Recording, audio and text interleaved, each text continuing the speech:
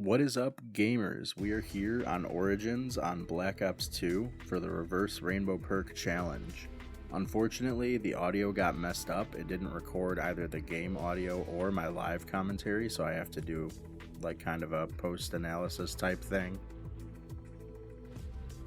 But I wanted to do the Reverse Rainbow Perk Challenge because a really great YouTuber, Marsh, you should definitely check him out. I'll link him in the description if you haven't heard of him. He does a lot of challenge videos. He did the Rainbow Perk Challenge about a month ago, and I was hoping I could possibly try to summon him if I did the Reverse Rainbow Perk Challenge. Early game is pretty boring. You just want to dig as much as possible, and then you want to get the shield built as early as you can, get the ice staff as soon as you can, and then you need to pack a punch by round 8 because that's when the Panzer shows up. And he can be a real pain if you don't have an upgraded weapon. So by round 7 I was able to pack a punch, and I was able to get all the staff pieces as well. It really just comes down to luck, whether or not it'll snow for enough rounds and whether or not you'll actually find the staff pieces while it's snowing. On round 7 I was able to hit the Wonder Fizz for the first time since I had spent all the other necessary points at that point. And I actually got Quick Revive on the first hit, which is insanely lucky because if you've played Origins and tried to get Quick Revive out of the Wonder Fizz, it feels like it is almost impossible. Like, it feels like you could hit it 100 times and not get Quick Revive. And then luckily PhD came right after. The upgraded Mauser just absolutely melts the Panzer on round 8. He stands no chance.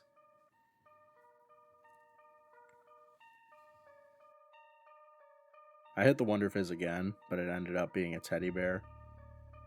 So I went another round, found the Wonder Fizz in spawn, got Cherry, got Quick Revive, and then I started checking the dig sites where the red dig site can be with the Semtexes, because if you hit it with a Semtex, it'll show up even without zombie blood. You still do need the zombie blood to dig it, but you can find it without the zombie blood, which is helpful.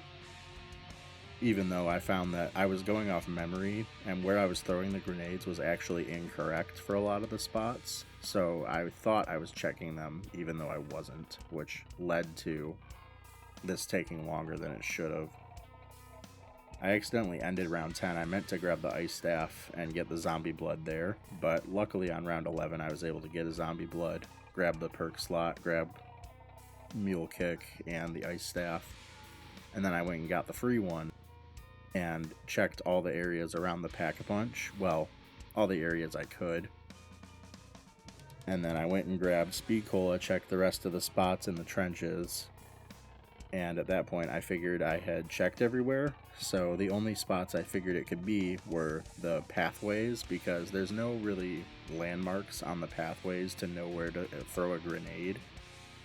So I would just wait under the church until I got a zombie blood and then check all the pathways.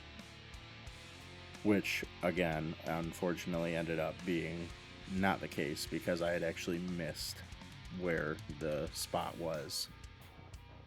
But on round 13 I got the free upgraded weapon from the headshot challenge.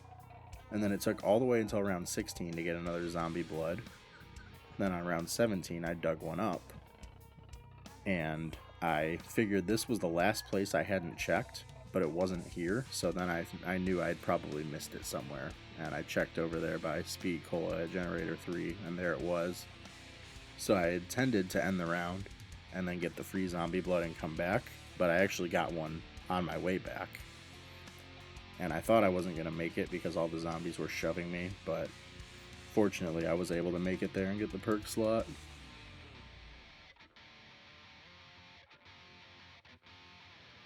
And then I was able to check one more spot before the zombie blood ran out.